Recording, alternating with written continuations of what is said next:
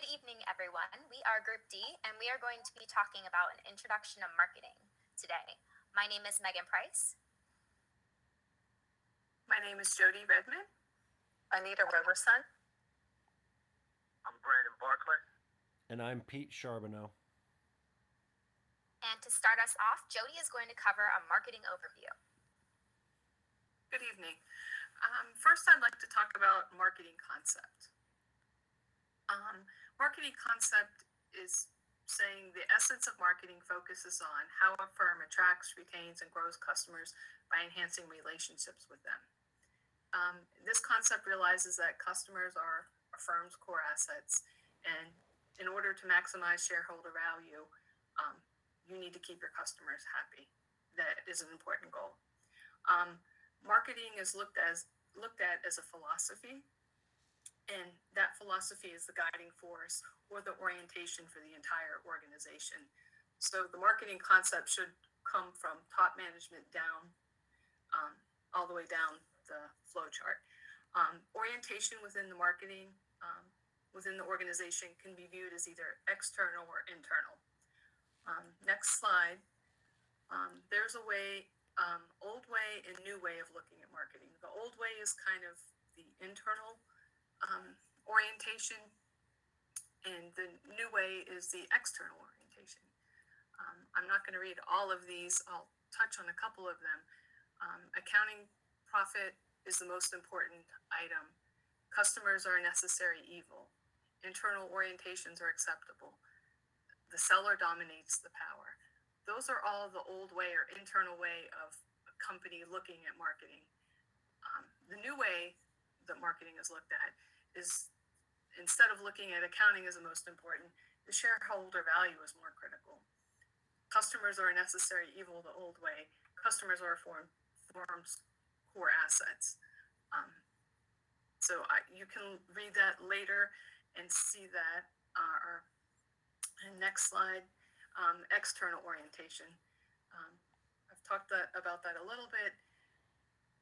It's really looking at the outward environment, knowing that customers are central to the future of your organizations. Your current products and services are the reasons for your past and present successes.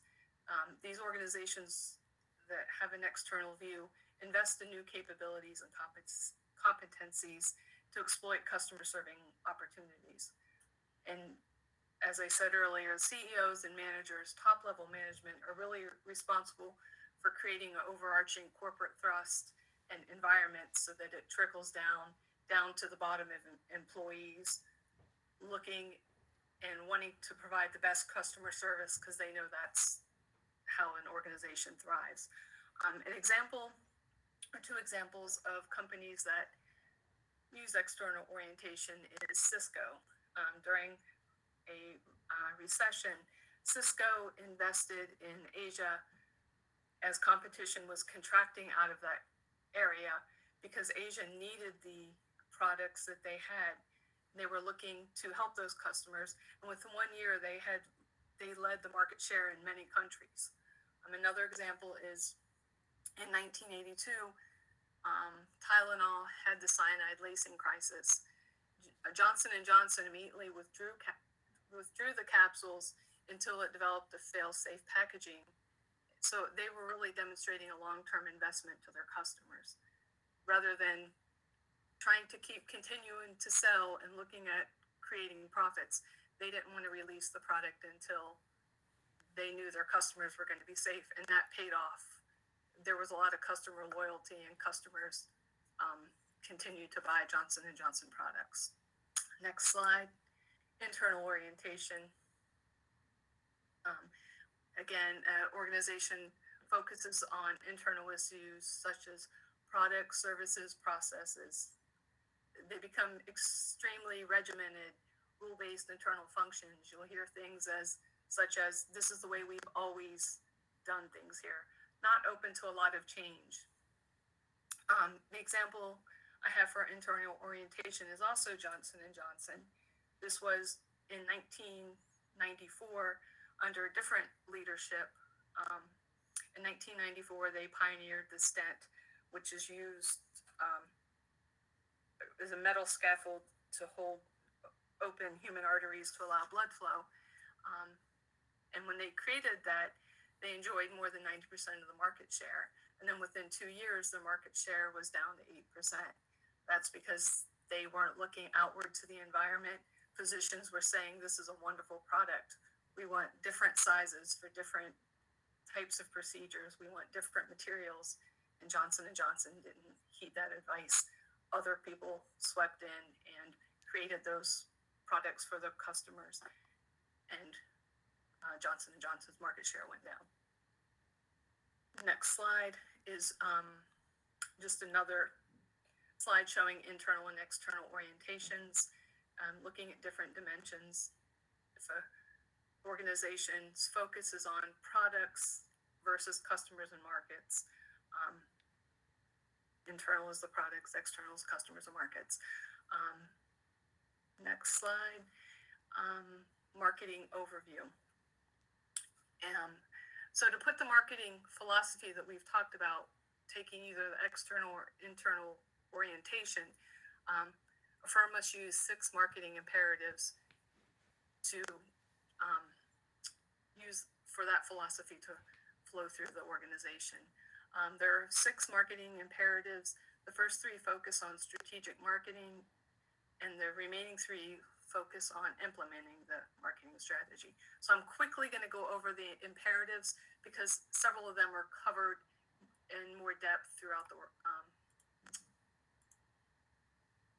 So the next is imperative 1, is to determine and recommend which markets to address. So an organization needs to ask its questions of which businesses are we in, what businesses do we want to be in.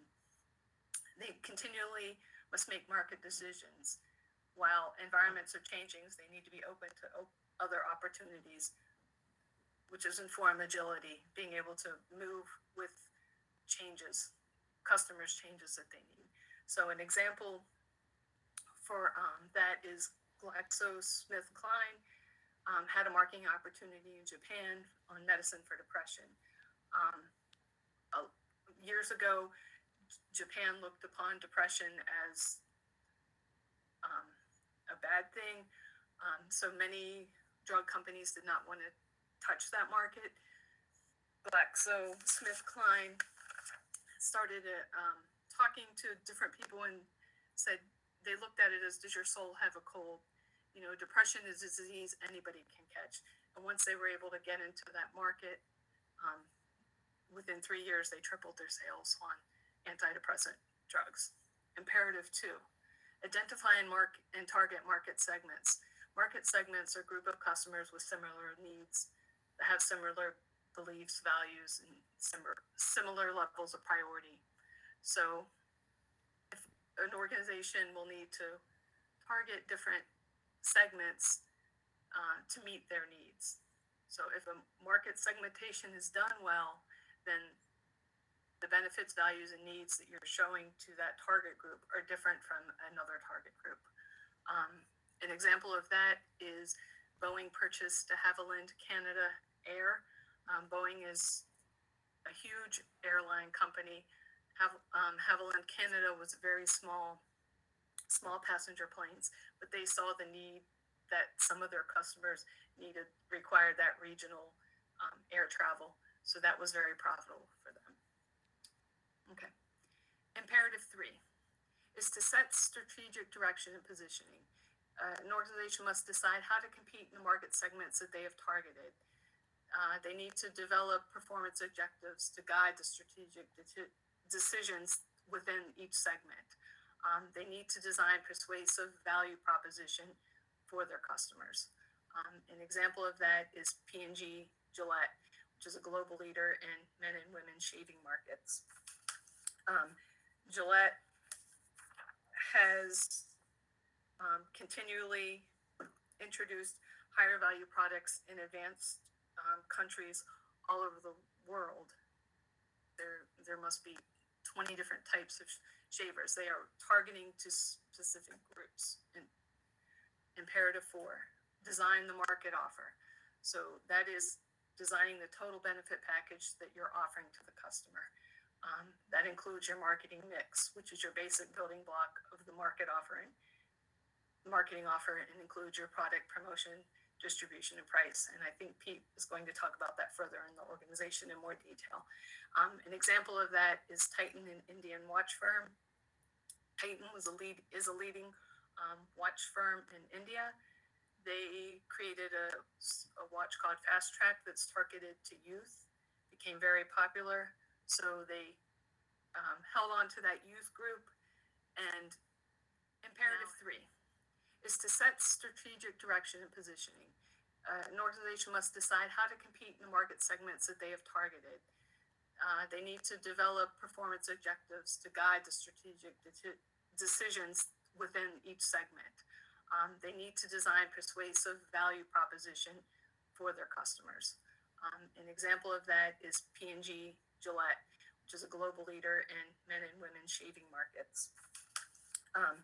Gillette has continually introduced higher value products in advanced countries all over the world.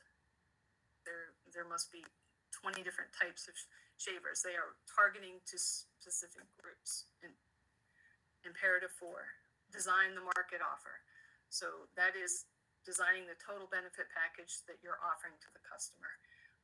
That includes your marketing mix, which is your basic building block of the marketing offer, and includes your product promotion, distribution, and price. And I think Pete is going to talk about that further in the organization in more detail. An example of that is Titan, an Indian watch firm. Titan is a leading watch firm in India. They created a watch called Fast Track that's targeted to youth. Became very popular, so they held on to that youth group and now have Fast Track belts, sunglasses, bags, different things that still appeal to that same target group. Imperative 5 is to secure support from other functions. So the firm functions within the firm must work together to ensure that the firm executes market offers designed. Marketing must ensure that they have support for the design and implementation of the market offer that they have prepared. An example of that is a product head at Tenet, an industrial floor cleaner, developed a new scrubber or cleaner with inventive cleaning technology. He was told by several within the organization to kill the project, that they really didn't need this. He persevered, and the product became one of their best-selling cleaners. He had to get that support for that product to be designed and implemented and developed. In imperative 6, once the marketing plan has been put in place, it's a good idea to monitor and control the execution and performance of the plan. Then an organization should ask 3 questions. Are the firm's various functions and departments implementing the market offer? Are the financial performance, is it reaching its planned objective?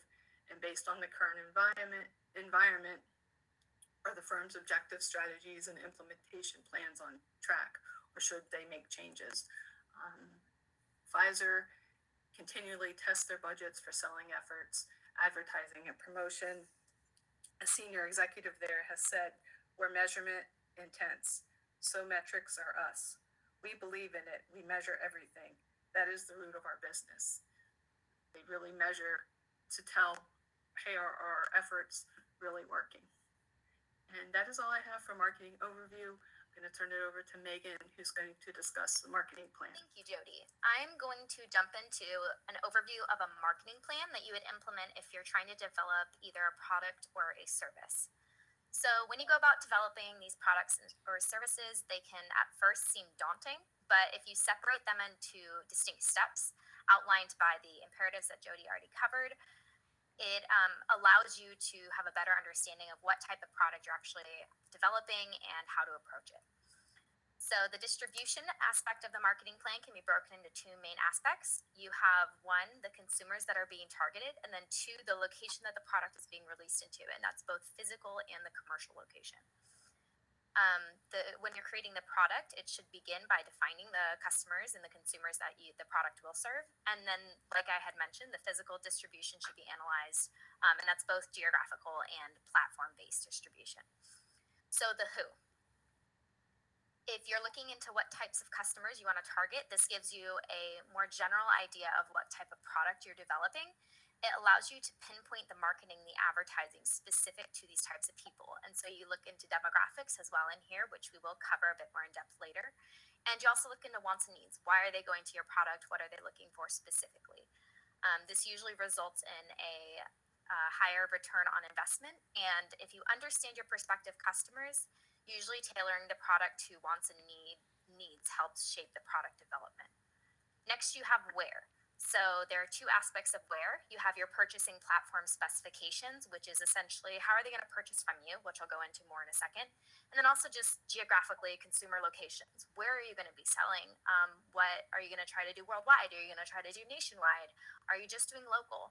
And when you specify that, you can determine the scope of your product or service. So there are different types of distribution. The first one is you have your direct sales, and this could be internet and e-commerce. This can also be in person at a location, and there are no market intermediaries. So some of the benefits to direct sales is the consumer actually gets a cost benefit. You don't have any intermediaries, so you can cut down on the price.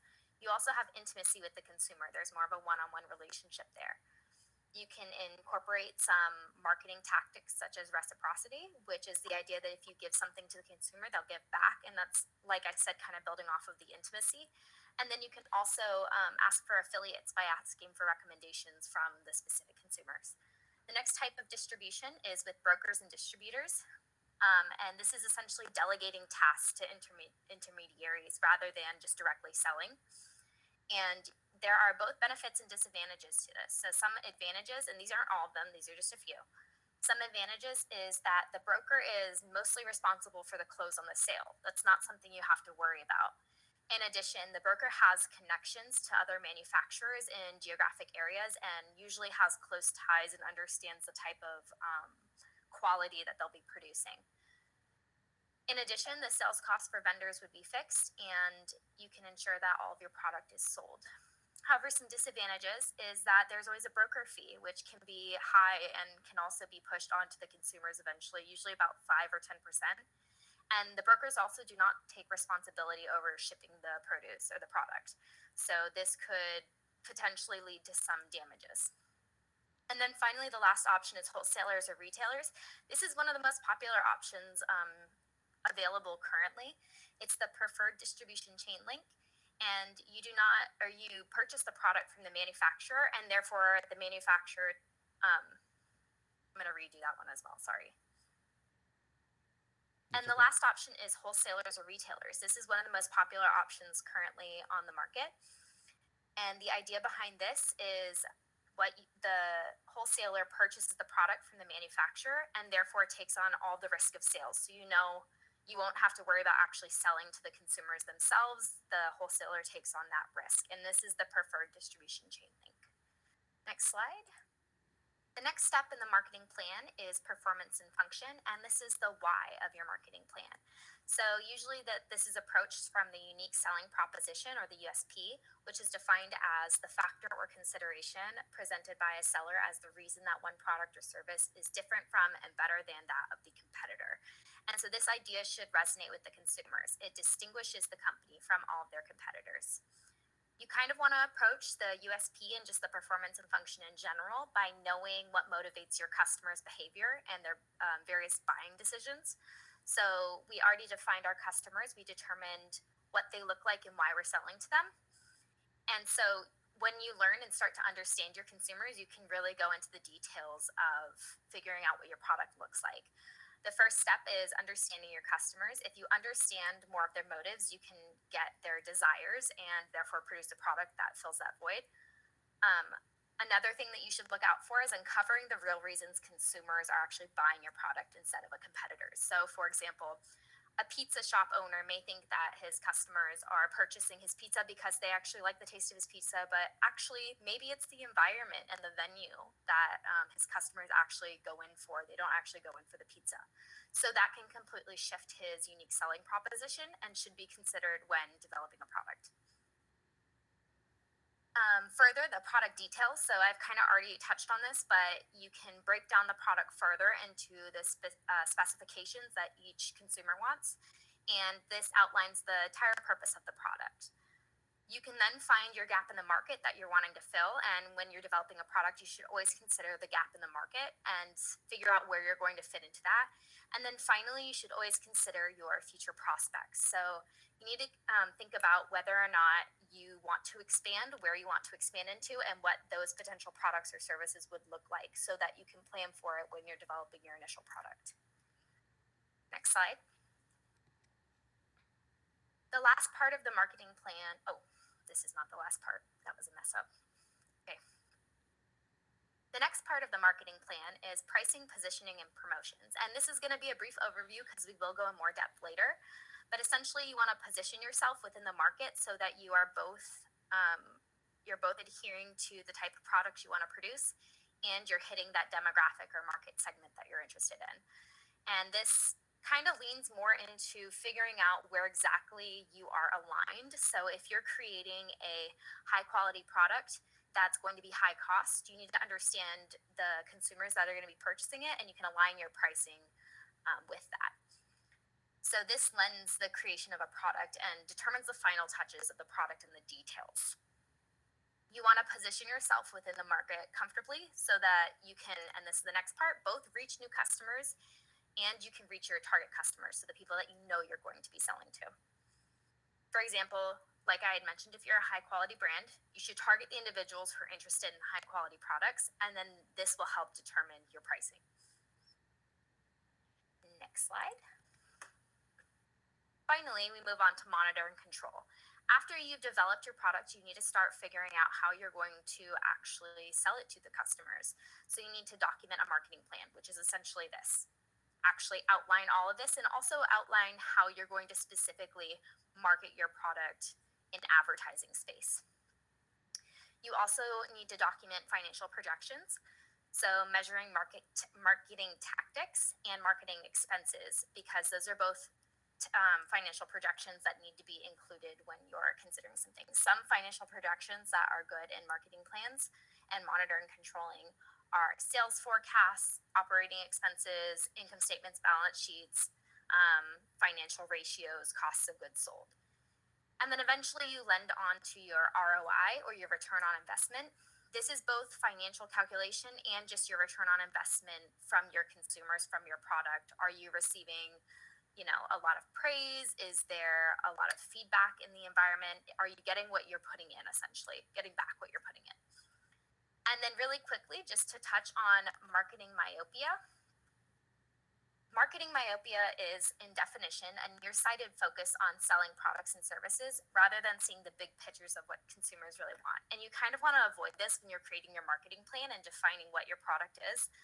The idea behind marketing myopia is that it's short-sighted and inward-looking, and it focuses on the company's needs instead of defining the company and the products in terms of the customer's needs.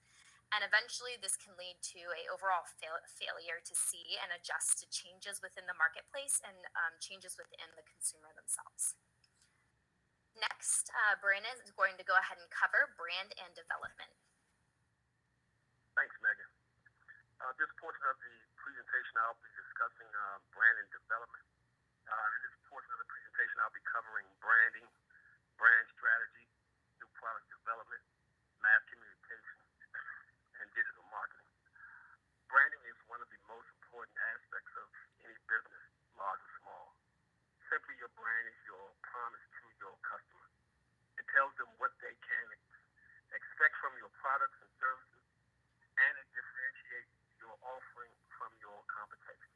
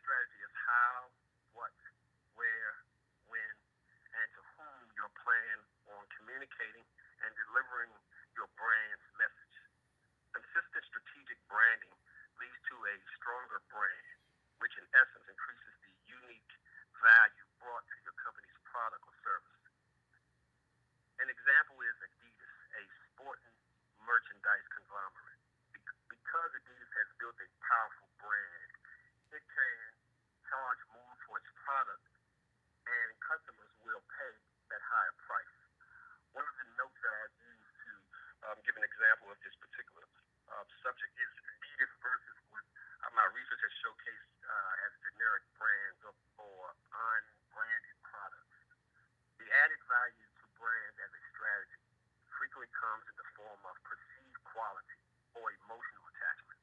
Another example is Adidas associates its products with star athletes, hoping customers will transfer their emotional attachment from the athlete to the product. Next slide. With this slide, I'll be discussing the new product development. New product development is the process of bringing a new product or modified existing product to the marketplace. Businesses engage in this process due to the changes in consumer preferences. Increasingly, messed up with that, sorry.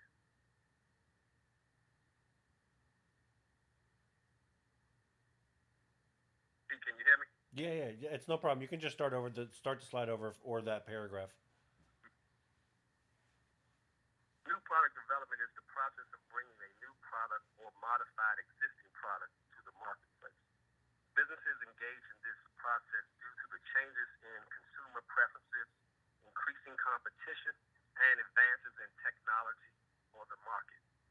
Innovative businesses thrive by understanding what their market wants, making smart product improvements, and developing new products that meet and exceed customers' expectations. An example of this particular segment is Heineken, a pale lager beer with 5% alcohol by value, which has produced Heineken 0.0, a alcohol-free malt beverage which uses only natural ingredients. This approaches Heineken's efforts to enter existing markets with a product development. The next slide that I'll be discussing is mass communication.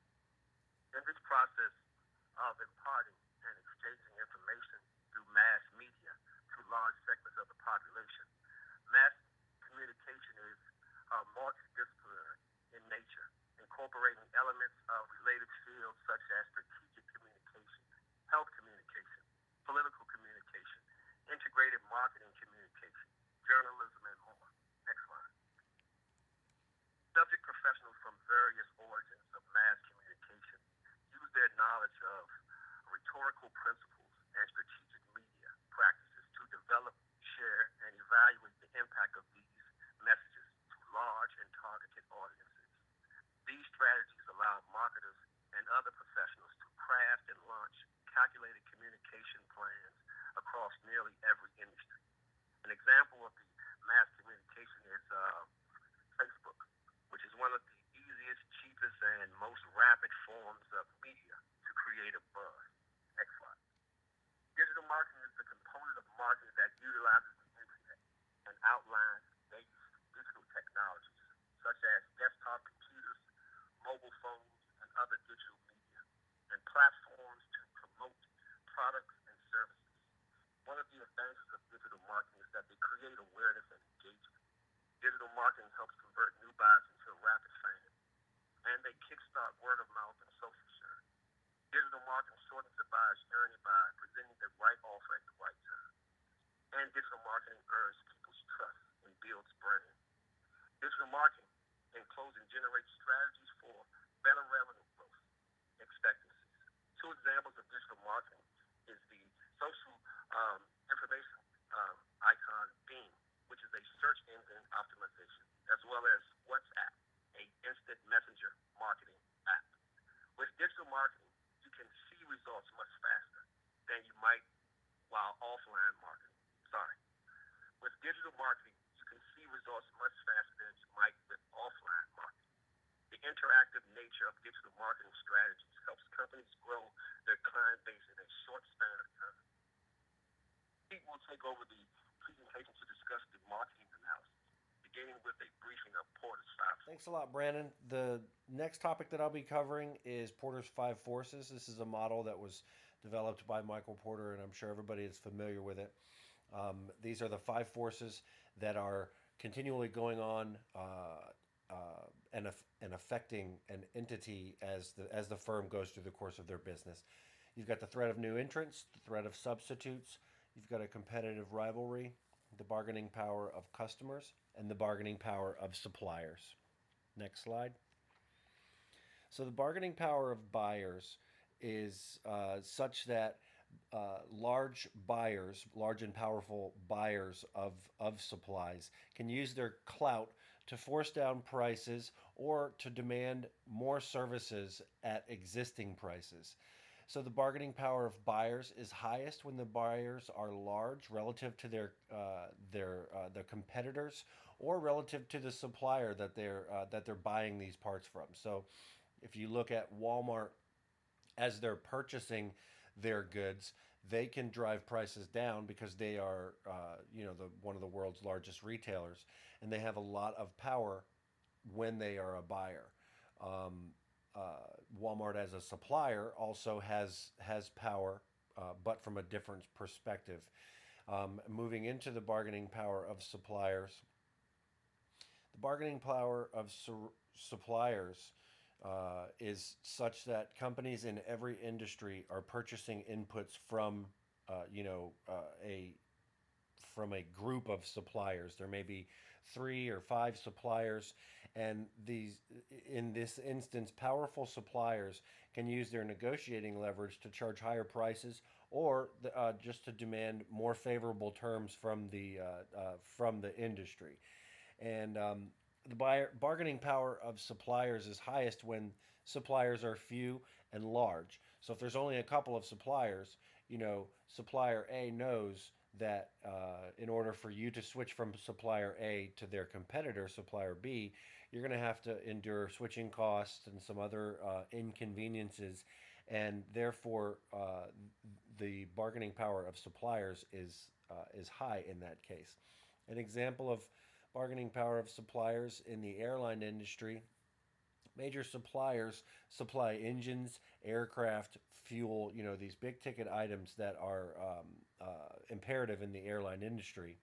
And suppliers of these large items are few, switching costs are very high, and as a result, the bargaining power of the suppliers is high. Next slide. Moving on to the threat of new entrants. The threat of new entrants can force current players to keep the prices down and to spend more to retain their customers. So the threat of new entrants, it can bring new capacity and pressure on the prices that are existing in the current market, and it can bring those put pressure on to keep those prices down. And the threat of new entrants is higher when the barriers to entry are low or non-existent. So an example of this in the airline industry is that the cost of entry is relatively low. Therefore, the threat of new entry is high um, relative to the costs involved in an airline in starting up an airline. There's you, you need supplies, you need airplanes and things like that. I'm going to redo this slide because I don't like that example. The threat of new entrants can force current players to keep their prices down and to spend more to retain their customers. The threat of new entrants can bring capacity down and again put pressure on the existing prices to keep the prices and the costs down. And the threat of new entry is higher when barriers to new entry are low or non existent. So, in the airline industry, the cost of new entry is low, and as a result, the threat of new entry is high. And this is the case in many other industries. Moving on to the threat of substitute products or services. So, when a new product or service or a differing product or service meets the same basic needs but in a different way, that's when a substitute product or service exists. So, a substitute for coffee would be tea. It's not the same beverage, but it's caffeinated or can be caffeinated. It's served in many of the same establishments, and as a result, it's a substitute for coffee. In the airline industry, uh, there is substitute for travel, but there's not a substitute for air travel, especially in longer distances. So for short travel, substitutes include bus, rail, things like that. But for long travel, there are very few, if any, substitutes. So the threat of substitute is low in the airline industry. And then rivalry among existing competitors. So if rivalry is intense, it drives down prices, which can dissipate profits by raising the cost of competing. Rivalry among existing competitors is highest when the industry growth is slow and when the exit barriers are high. So, an example of this, in the airline industry, there are numerous airlines who compete for every single route. So, as a result, rivalry among competitors is very high. Next slide. So, the next topic is marketing mix. And essentially, marketing mix can be explained by talking about the four P's. You've got product, price, place, and promotion. Essentially, the product is what makes your product unique, and how is it differentiated from your competitors' products. The price is quite literally how much does it cost, and this can also be looked at as how much does it cost relative to your competitors, but it doesn't have to be. Place, so at which retailers can people purchase your product, and going further into place, is it a premium retailer like Neiman Marcus? Is it a budget retailer such as Walmart? Is it a standalone specialty shop? Um, let's say like a boutique, uh, dress shop or something. So the place can very much also play a part in the marketing mix. And lastly, the promotion. So we talked about where with regard to the place, but the promotion is essentially how, when, and where can you get your marketing message across to your target market. So promotion, is essentially is how are you getting the message out to consumers that your product is available and better than everybody else's product. So an example of putting all four of these together, using Fitbit, the company who uh, has the smartwatches. So Fitbit advertises that you can purchase its Fitbit Charge, which is a model, at Target, Walmart, and Best Buy for $249. In this example, their advertising is the promotion. The Fitbit Charge is the product because that is a product line.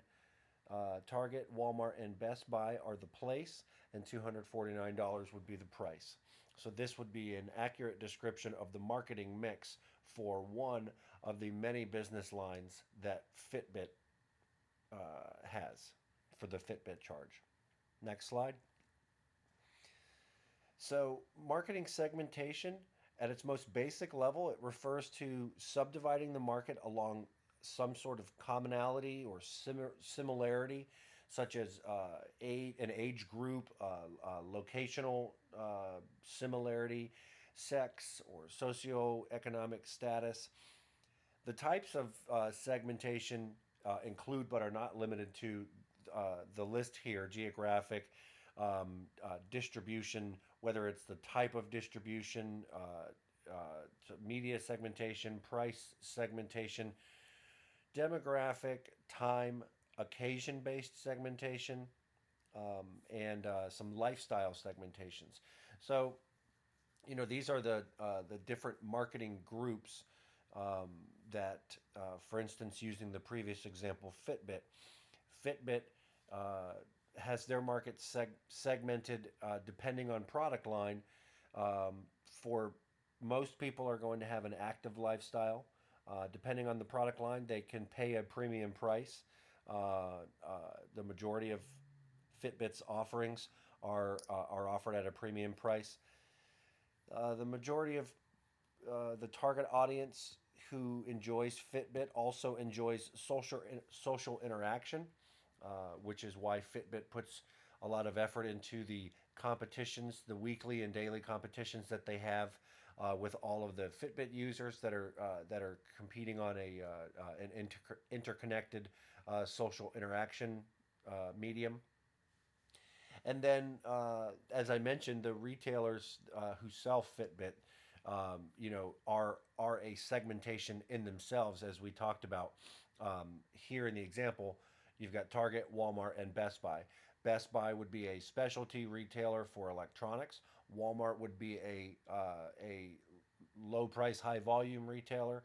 And Target is also a low price, high volume retailer, but they are segmented differently than Walmart, and they're a little higher, a little bit higher than Walmart with regard to quality.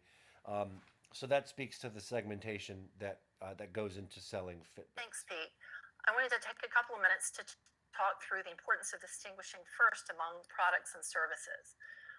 Differentiating these really means thinking about tangible versus intangible and thinking about people versus product. So why are services so important right now? They account for actually over 70% of the total employment and gross domestic product in developed countries at this point. So the other thing is factors driving growth are really rising incomes, age-related demographic shifts, and customer behavior changes. Next slide. So thinking through identifying and measuring both services and quality in customer service as well as services as well as products.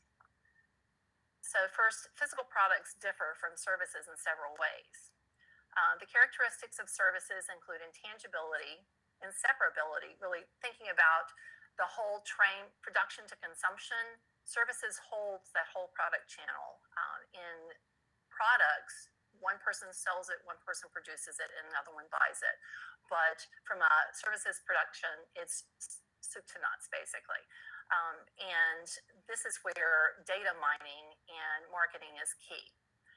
In addition, variability, perishability, divisibility, the lack of acquisition, meaning you don't own it. So really the positive experiences are what drive the reputation, and then the role of the customers. The serve qual model identifies gaps for diagnosing service quality. So think about it this way. Customer satisfaction equals perceived service being better than expected, and customer dissatisfaction equals perceived service is worse. So it's truly just quality versus expectation. Identifying customer service. More central to customer decision making than the core product or service is the customer service, which is the key way for the firm to augment core product and services by providing experiences which will gain them competitive advantage. So critical elements in delivering exceptional customer service are top management support and involvement. So really connected to the front line, the management is there. Think of the way Nordstrom's trains. You start at the very beginning. You start on the sales floor, whether you want to be the COO or you want to be a buyer in the organization. Everyone starts there and understands and is involved at the lowest level. Customer service strategy is important. Human resource management. Truly, great customer service starts at the point of the initial recruit, and that's where your where your culture is built and implemented. Also, service infrastructure and measuring service quality. So developing sound metrics for measuring customer service performance is what really develops and designs a well-rounded company. Start that over. So measuring service quality, developing sound metrics for measuring customer service performance. So overall, a well-designed and implemented customer service strategy is key to customer satisfaction and retention. Next slide. I want to cover now ethical and legal decisions in marketing and how important it is to understand the broad impact that marketing can have from an ethical and legal perspective. So first, understanding business ethics versus marketing ethics. So business ethics are the rules or the standards of right behavior and the guidelines for truthfulness in an organization. Marketing ethics are the inquiry into the grounds of the moral judgments relating to marketing decisions. So the marketing department or area really owns the business ethics and the marketing ethics of the organization. And where can they go wrong and where are the breakdowns? In many cases, breaches of ethics or failures to obtain consent, failures to ensure protection of privacy, and ensuring that using the big data that's been collected on the consumers, they're using it appropriately. Next slide. So thinking about the framework for marketing ethics, there are 4 ethical dilemmas concerning securing marketing insight and making decisions. First, your product decisions. Thinking about products and services, ensuring safe products, that products are not contaminated, such as food issues that we've had over the past few years, or design failures, such as infant products and issues with cars and recalls like Toyota steering and Honda's airbags. Thinking about packaging and labeling, size, labeling, graphics all have to be legitimate visions of the product and what is inside the packaging. Then secondly, going to promotion decisions, advertising, truth in advertising. Think about the claims for healthy. There is no definition of healthy, and people use it all the time, and that one customers purchase because of that, but there is nothing that determines what makes or does not make a healthy product. Also, sales practices, that's omitting info to the customer, that's bribery, it's unethical decisions that will drive higher commissions. The third in the framework is distribution decisions, where distribution lies, they are more subject to legal concerns and other variables versus just ethics. Regulatory environments vary country by country, state by state. Think about how alcohol is sold and how tobacco is sold.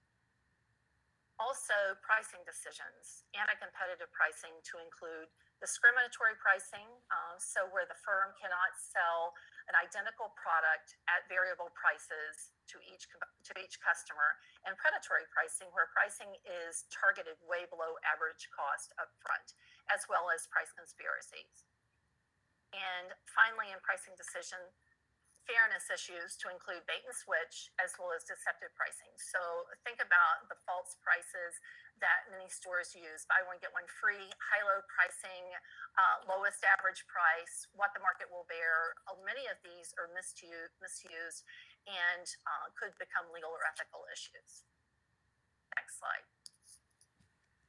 Finally, social responsibility in marketing. So the modern position in business is to acknowledge economic goals, but in many cases, it's more important they believe in a broader perspective for corporate social responsibility. The concept of the triple bottom line includes social, environmental, ecological, and financial. So this framework applies sustainability to the mix. It's called the 3 Ps: people, planet, and profits.